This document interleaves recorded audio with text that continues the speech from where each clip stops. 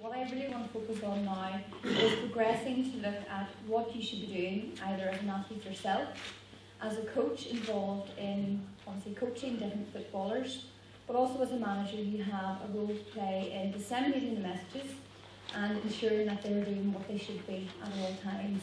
So what I really want to cover is the do's and don'ts of sport and exercise nutrition. So Stephanie has touched already on some of these aspects, but we're really focused on why an athlete shouldn't be doing those. So we'll look at then the ideal intake before and during a match, and also looking at recovery strategies. And then we'll look briefly at a question of supplements. Do we all have a healthy diet as a starting point? Are we practicing what we preach? Okay. Are the athletes seeing you eating inappropriate foods, and then they think that is acceptable within the sport?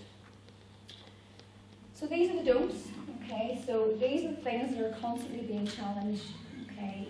Young kids nowadays, teenagers, are constantly bombarded with these types of foods. So what are the aims of sports nutrition? As a practicing sport and exercise nutritionist, obviously the first thing I want to do is improve an athlete's performance. And that's what yourselves as coaches and managers want, okay.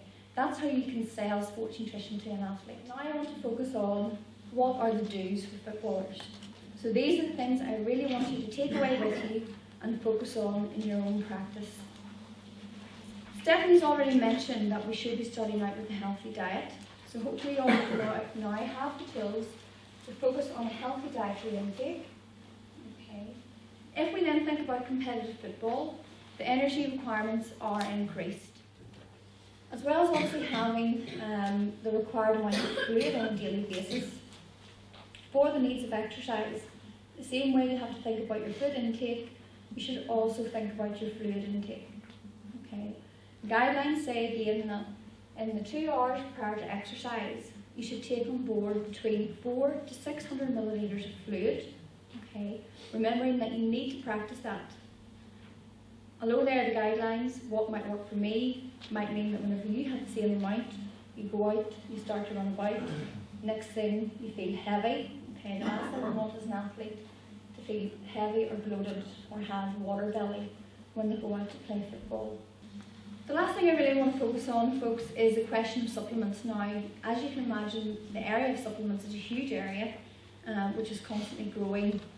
In some of the other coaching sessions, if anybody is coming to do their UEFA licence, we do look at that obviously in progressively more detail.